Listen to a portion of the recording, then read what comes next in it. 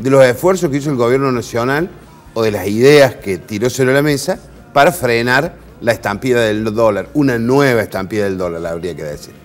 Sí, habíamos ya planteado en algún otro programa del riesgo que había con un sistema de bandas cambiarias, con una banda muy amplia entre el máximo y el mínimo en el cual podía fluctuar el dólar sin intervención del Banco Central, solo con la tasa de interés, que era riesgoso para un año electoral y en Argentina, ¿cierto?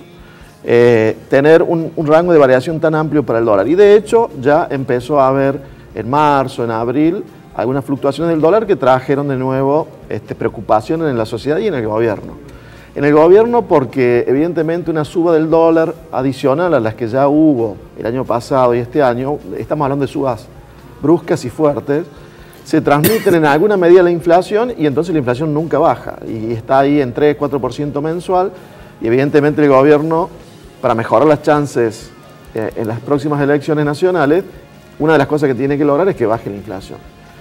Entonces, ¿qué ha pasado en las últimas semanas? Bueno, a través de Estados Unidos, a través de la buena relación política que hay entre los dos presidentes, entre Trump y Macri, se ha logrado que el gobierno de Estados Unidos influya sobre el Fondo Monetario Internacional para flexibilizar un poco las normas y el contrato que se había firmado entre el fondo y el gobierno de Argentina, para que el Banco Central de Argentina pueda intervenir más en el mercado de cambios, para que intente evitar subas bruscas y muy fuertes del dólar, y hasta ahora es lo que está ocurriendo en estos últimos días y lo están logrando.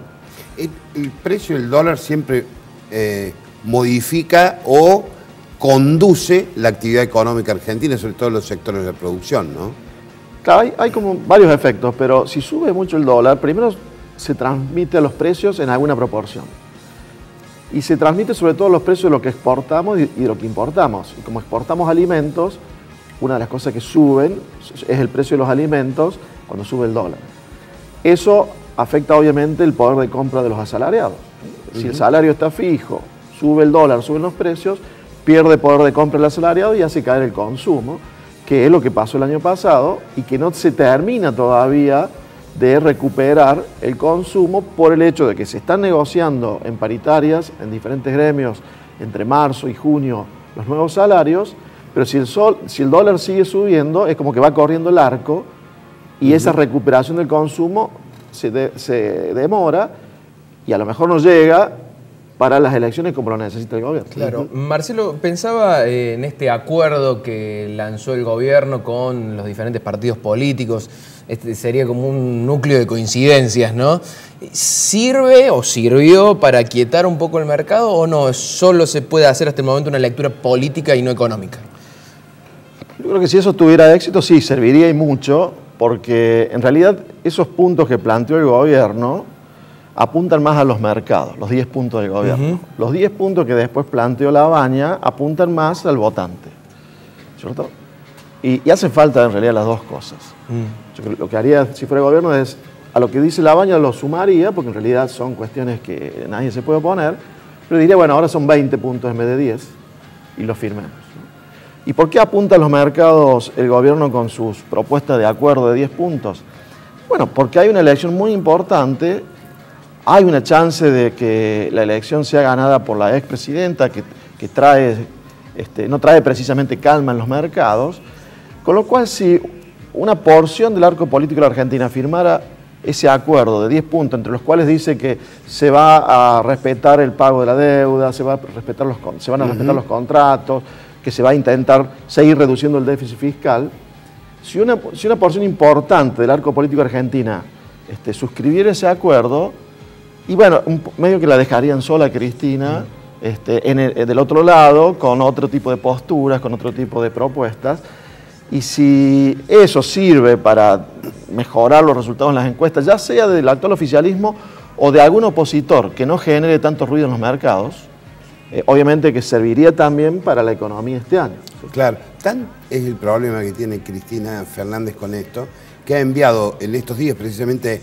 en estos momentos está Axel Kicillof de viaje y va a estar en Washington y no sé si en alguna otra ciudad de Estados Unidos, creo que sí, tratando de explicar y calmar a los mercados y a los organismos internacionales de crédito. Porque ese es el talón de Aquiles de Cristina, ¿no? Lo cual no es fácil porque Kicillof ha sido ministro hasta el 2015, Cristina presidenta, y ya se sabe cómo actuaron en materia económica. Por ejemplo, que había un cepo cambiario. Entonces es difícil ahora pensar que no va a haber de nuevo un cepo cambiario si accedieran de nuevo a la presidencia o Kicillof al ministerio, aun cuando a lo mejor en el norte digan que eso no va a ocurrir, pero digamos, acá la historia pesa mucho, ¿no? Claro, claro. ¿Cómo ves a los sectores de la producción argentinos en este contexto? Digo, en este contexto de recesión y demás. ¿Por dónde puede encontrarse la salida?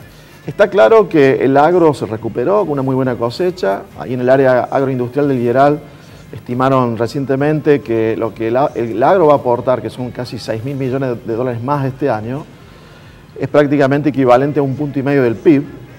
Y a nivel de la provincia, como el agro pesa más en Córdoba que el agro en todo el país, son prácticamente 3 puntos del PIB local cordobés, que aportaría el exceso de producción de este año con relación al año pasado del agro, ¿no? Entonces, ahí hay un impacto muy importante.